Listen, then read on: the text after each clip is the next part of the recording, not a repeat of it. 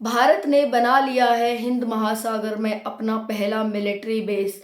क्या अब भारत चीन को चुनौती दे पाएगा? जय हिंद साथियों, स्वागत है आप सभी का पीएस स्टडी यूट्यूब चैनल पर। जैसा कि आप सभी ने अभी हेडलाइन में देखा कि भारत के द्वारा अपना पहला मिलिट्री बेस बनाया जा चुका है हिंद महासागर में।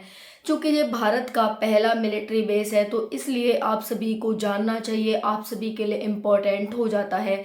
तो चलिए जानते हैं इस वीडियो में, न्यूज़ को एनालिसिस करते हैं न्यूज़ का अच्छे से कि किस तरह से ये इम्पोर्टेंट हो जाता है, क्या मायने होंगे इस बेस के, क्या अब भारत चीन को चुनौती दे पाएगा इस बेस के माध्यम से।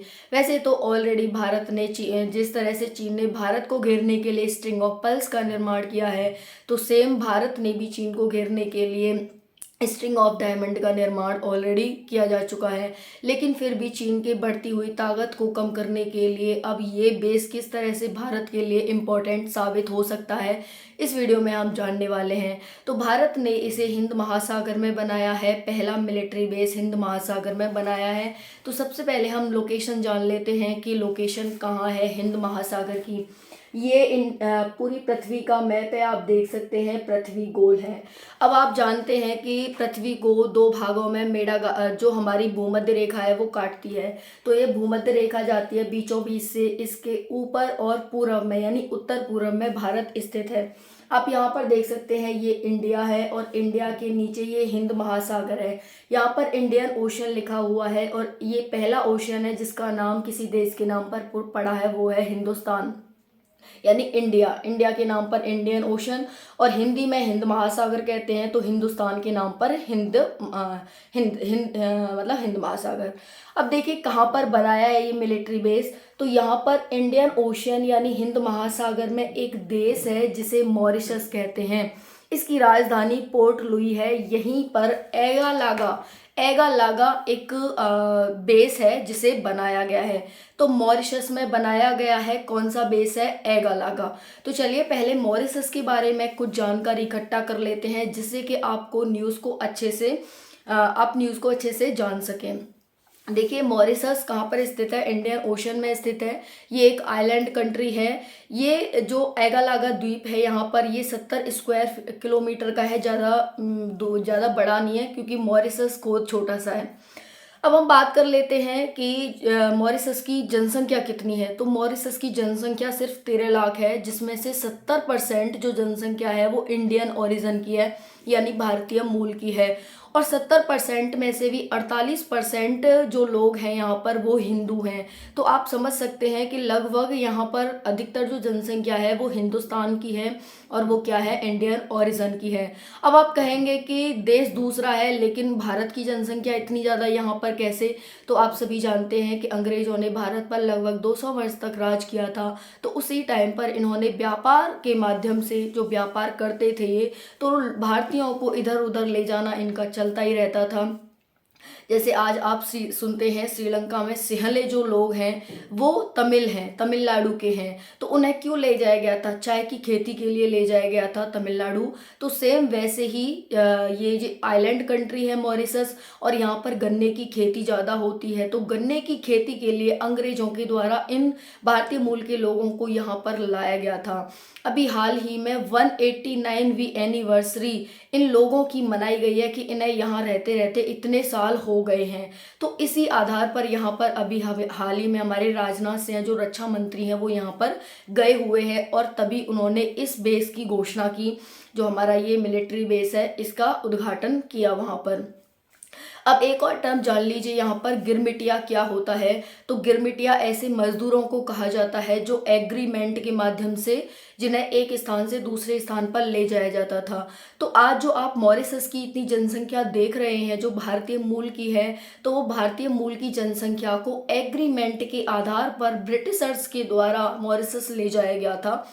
इसी रूप में इनकी जो गिरमिटिया मजदूर की जो एनिवर्सरी है वो 89वीं एनिवर्सरी मनाई गई है कि 189 ईयर से यहाँ पर रह रहे हैं।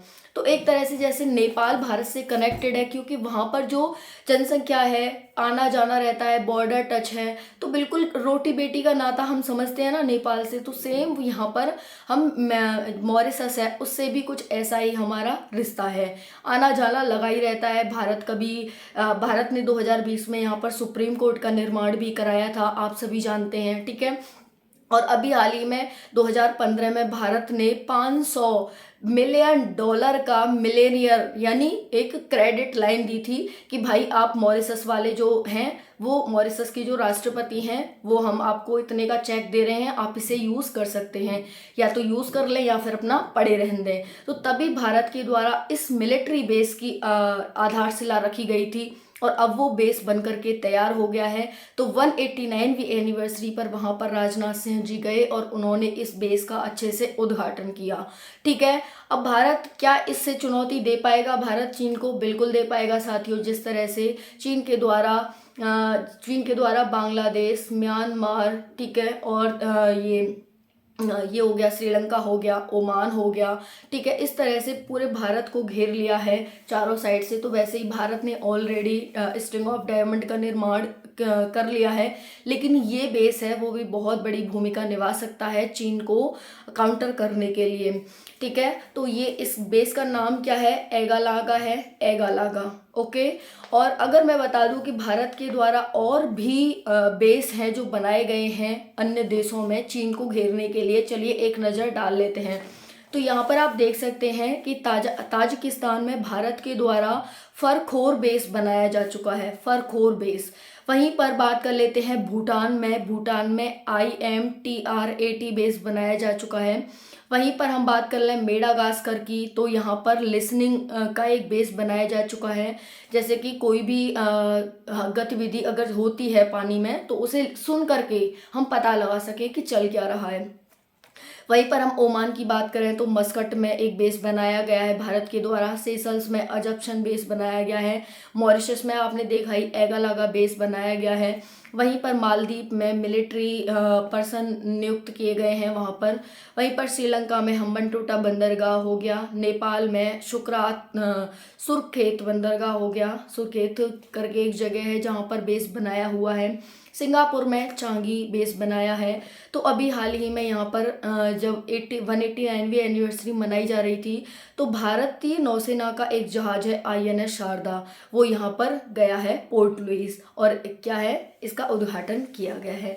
तो ये न्यूज़ बाहर कैसे आई आप सभी जानते हैं, क्योंकि गुप्त ठिकाने होते हैं दुश्मन की गतिविधि को जानने के लिए और दुश्मन को चकमा देने के लिए बनाए जाते हैं। क्योंकि फ्रेंड्स यहाँ पर क्या होता है कि गुप्त चीज़ें होती हैं वो किसी दूसरे देश के माध्यम से, यहाँ पर कतर के माध्यम से न्यूज़ बाहर आई है कि भारत ने एक मिलिट्री बेस यहाँ पर बना लिया है, क्योंकि उसकी जो मीडिया है वो यहाँ पर काफ़ी दिन से कुछ सर्च कर रही थी और उसके माध्यम से ये न्यूज़ बाहर आई है, ठीक है। तो न्यूज़ कैसी लगी आपको कमेंट सेक्शन में ज़रूर बताना। आई होप न्यूज़ आपको अच्छी लगी होगी साथियों, और अच्छी लगी हो तो वीडियो को शेयर कर दें प्लीज़, और वीडियो को लाइक करें। कोई भी कमेंट हो, कोई भी आपका सजेशन हो तो कमेंट सेक्शन में ज़रूर बताएं। और जो मैंने आपके लिए इतना एफर्ट किया है, थोड़ा सा इसे साथियों थोड़ा सा सहयोग करें। और कैसी लगी वीडियो कमेंट सेक्शन में ज़रूर बताना। थैंक यू सो मच, जय हिंद।